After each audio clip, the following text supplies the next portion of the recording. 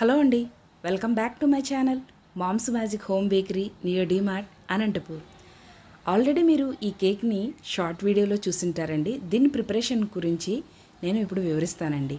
ఇది ఎగ్లెస్ బాదాం కేక్ అండి, 1/2 kg. దీన్ని ముందుగా నేను 6 ఇంచ్ టిన్లో బేక్ చేసుకున్నాను. అలాగా ప్రిపరేషన్కి ఏమేమి కావాలో ఇవన్నీ తీసుకున్నాను. బాదాం కేక్ అంటే ఓన్లీ బాదాం క్రష్ని యూస్ చేయాలండి, అంటే బాదం పలుకులని. కానీ మేడమ్స్ నాకు ఒకసారి కొన్ని రేషియోస్ చెప్పారండి. అంటే బాదం కాస్త ఎక్కువగా, గోడంబి అక్కడక్కడ, కిస్మిస్ కూడా అక్కడక్కడ, వైట్ చాక్లెట్స్ చాకు చిప్స్ని ఎక్కువగా, బ్లాక్ చాకు చిప్స్ కాస్త తక్కువగా వేయమన్నారు. మనకు కస్టమర్ ఏం అడిగితే ఆ విధంగా తయారు చేసి ఇవ్వగలగాలండి. నేను అందుకనే వారి కోసము ఇవన్నీ వేసి ఫస్ట్ టైం ఆ కేక్కి ఎలా తయారు చేశానో సెకండ్ టైం కూడా ఈ కేక్ అలాగే తయారు చేస్తున్నానండి. ఎందుకంటే ఆల్రెడీ గౌసా మ్యామ్ అనే మేడం కోసము ఒక కేక్ని నాకు ఆర్డర్ ఇచ్చారండి.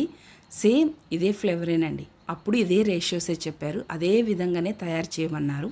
కానీ ఇక్కడ స్వాతి మ్యామ్ అని చాక్లెట్స్తో రాయమన్నారు. సేమ్ అదే ఫ్లేవర్ని నేను అలాగనే తయారు చేశాను. కానీ డిజైన్ని మాత్రం కాస్త వేరుగా మార్చానండి. అప్పుడు వైట్ చాక్లెట్లతో, అంటే వైట్ గరాష్తో నేను తయారు చేశాను. అదే వైట్ గరాష్లోకి ఇప్పుడు జెల్ కలర్ యూస్ చేసి ఇలాగా నేను డ్రిప్స్ మాదిరి వేసి పైన అంతా స్ప్రెడ్ చేశానండి. టూత్ పిక్ తీసుకొని ఒక సైడ్ అంతా ఇలా ఇగ్గినట్లయితే నీట్గా వస్తుందండి.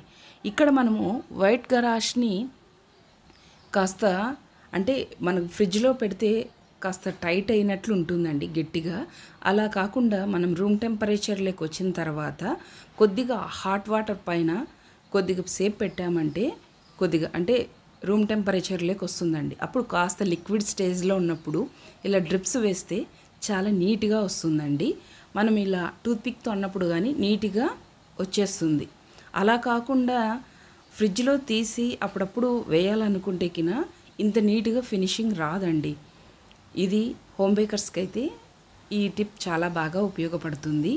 అలాగనే నేను పైన కూడా బ్లాక్ గరాష్తో ఒక డిజైన్ వేశానండి. కానీ పైన బాదం పలుకులు కూడా వేస్తే బాగుంటుందని మా అమ్మాయి అనడంతో నేను కూడా అలాగే బాదం పలుకుల్ని పైన అంతా వేశాను.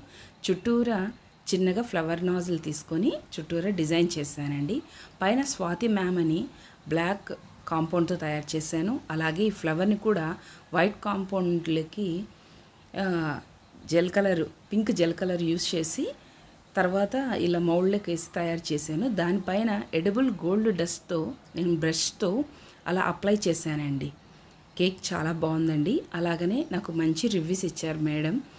అలాగనే ఈ కేక్ టేస్ట్ చేసిన మేడమ్స్ అంతా ఫస్ట్లో గౌసా మ్యామ్ కోసం ఏ కేక్ అయితే తయారు చేశానో సేమ్ అదే టేస్ట్ ఈ కేక్ ఉందని చాలా మంచి రివ్యూస్ ఇచ్చారండి.